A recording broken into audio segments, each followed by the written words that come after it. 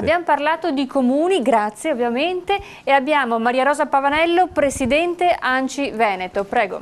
Sì, allora, diciamo che è all'ordine del giorno tutti i problemi che oggi hanno i comuni, problemi enormi, la legge di stabilità è passato un po' in secondo piano, però i tagli che colpiscono i comuni saranno enormi e sono tagli che si ripercuotono sui servizi ai cittadini. Sappiamo che il nostro Veneto, la stragrande maggioranza dei comuni, in realtà sono comuni virtuosi e quindi esiste questo problema che è un problema enorme e che va fatto sentire veramente anche a livello nazionale. E questo ormai è diventato un problema, perché ricordiamoci che i comuni sono la parte più vicina ai cittadini, per cui se si toglie non importanza ma credibilità, credo che sono a rischio tutte le istituzioni democratiche. Noi spesso siamo in primissima linea a prenderci le responsabilità, anche quelle che non abbiamo. Abbiamo bisogno di interlocutori seri e di confronti continui, e quindi le chiedo come intende improntare il rapporto con i comuni, perché questo è un po' mancato, non è stato istituito il centro delle autonomie locali, siamo l'unica regione in Italia e questo è un tema fondamentale e su tutti gli argomenti serve un confronto continuo, e quindi le chiedo rispetto a questa tematica come intende affrontare appunto il suo programma. Grazie.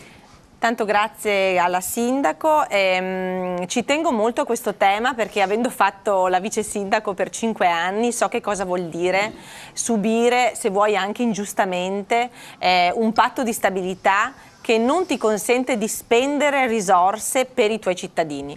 E siccome il sindaco, gli assessori, gli amministratori locali sono il primo anello vicino alla gente, sono quelli che girano in bicicletta, che vanno al mercato, che accompagnano i figli a scuola e si confrontano quotidianamente con chi ti chiede risposte, perché questo il cittadino chiede al sindaco le risposte. Io credo che noi dobbiamo mettere nelle condizioni i nostri sindaci di poter guardare in faccia ai propri cittadini con serenità, con determinazione e con certezza.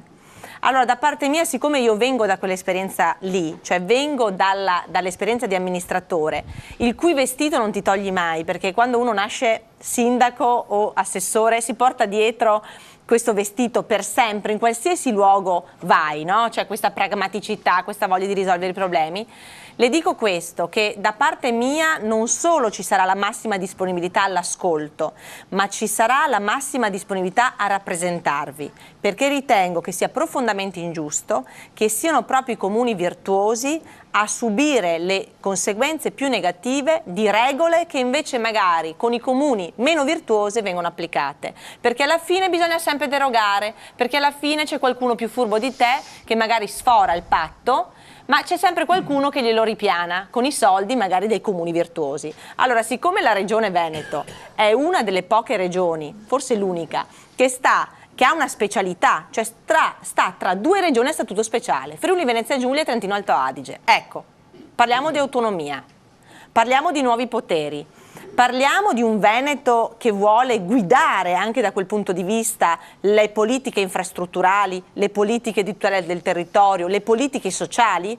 Bene, facciamolo con i nostri sindaci, perché sono i primi che devono, come dire, avere un occhio di riguardo da parte di chi può e deve dare delle risposte concrete. Quindi anche maggior dialogo proprio diretto con i sindaci del territorio. Quindi ma dialogo costante, diretto e costante, continuo. Noi non possiamo, guardi, io sono convinta di una cosa, io quando ero a Roma, oggi sono in Europa, non posso svolgere bene il mio lavoro se non ho la percezione costante di quello che mi sta accadendo intorno. Cioè io adesso sto girando il Veneto dalla piccola media impresa all'impresa piccolissima, alla partita IVA, all'artigiano, al commerciante, alla grande impresa.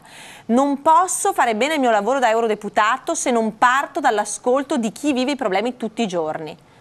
Per qualsiasi settore il sindaco è una pedina fondamentale. Ripensiamo al rapporto tutti insieme e rafforziamolo.